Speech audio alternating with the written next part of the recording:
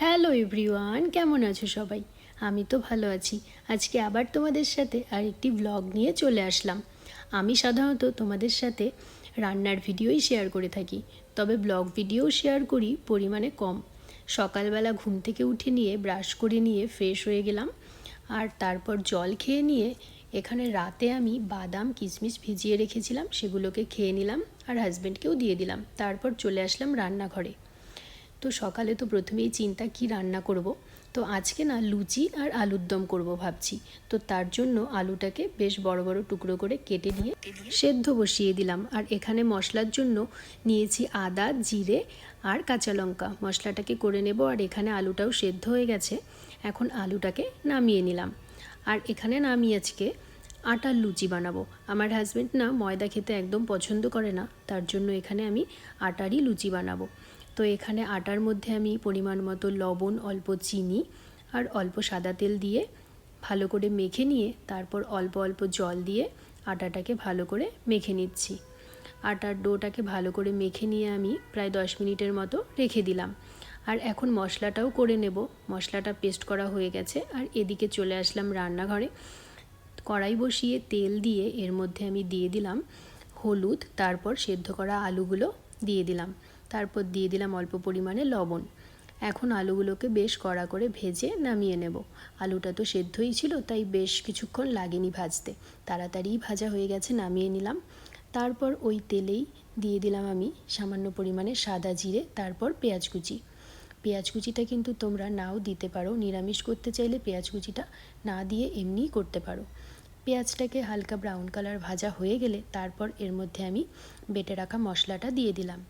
এখন মশলাটা ভালো করে নাড়িয়ে চাড়িয়ে একটু ভেজে নেব।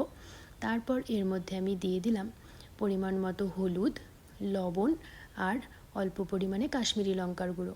কাশ্মীরি লঙ্কার গুঁড়োটা কালারের জন্যই দিয়েছিলাম। তারপর দিয়ে দিলাম স্বাদ মতো লবণ আর অল্প ধনে গুঁড়ো। এখন মশলাটা ভালো করে ভেজে নেব। মশলাটাকে ভালো করে ভেজে নিয়ে দিয়ে দিলাম মশলার বাটিটা ধুয়ে সামান্য পরিমাণে জল। এখন আবারও মশলাটা ভালো করে কষিয়ে নেব। তারপর ভেজে রাখা আলুগুলোকে এর মধ্যে দিয়ে দিলাম। আলুগুলো আগে থেকেই সেদ্ধ ছিল, যার জন্য কিন্তু খুব বেশিক্ষণ টাইম লাগেনি, তো তাড়াতাড়ি হয়ে গেছিলো। এখন মশলাটাকে আলুগুলোর সাথে ভালো করে কষিয়ে নিলাম। তারপর এর মধ্যে আমি ঝোলের জন্য পরিমাণ মতো জল দিয়ে দিলাম। যেহেতু এখানে আলুর দম করব, তাই খুব একটা বেশি কিন্তু ঝোল আমি দেব না। আর এখানে আটার ডোটা মেখে রেখেছিলাম, এখন আটাগুলোকে লুচির মতো করে বেলে নেব। আর জানো তো, আমি না আগে এভাবে গোল করে বানাতে পারতাম না। আমি যখন বাড়িতে ছিলাম তখন তো এসব কোনো কিছু তেমন করতাম না, মাই সব করতো। তো বিয়ের পর এখানে কিছু তো করতে হয় নিজে নিজেই, তো কিছু করতে করতে শিখে গেছি। আর বাইরের খাবার তো খুব একটা বেশি খাওয়াও ভালো না। আর এখানে আমার আলুর দমটা হয়ে গেছে, অল্প সামান্য চিনি দিয়ে আর গরম মশলা গুঁড়ো দিয়ে নামিয়ে নিলাম। আর তারপর কড়াইতে আবারও তেল দিয়ে এখানে সাদা তেলের সাথে আমি সর্ষের তেলও মিক্সড করে দিয়েছিলাম। এখন লুচিগুলোকে বেশ ফুলকো ফুলকো করে ভেজে নিচ্ছি। আর এভাবে না লুচিগুলোর ওপরে তেল দিয়ে দিলে লুচিগুলো বেশ সুন্দর ফুলে যায়।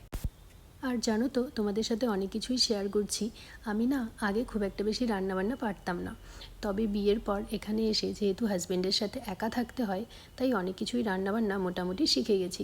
তো লুচিগুলোকে নামিয়ে নিলাম আর এখন আলুর দমটাকে বেড়ে নেব। আর আলুর দমটাও কিন্তু খেতে বেশ ভালো হয়েছিল। আমি নিজে রান্না করেছি জন্য বলছি না, আমার হাজব্যান্ডও কিন্তু ভালো বলেছিল।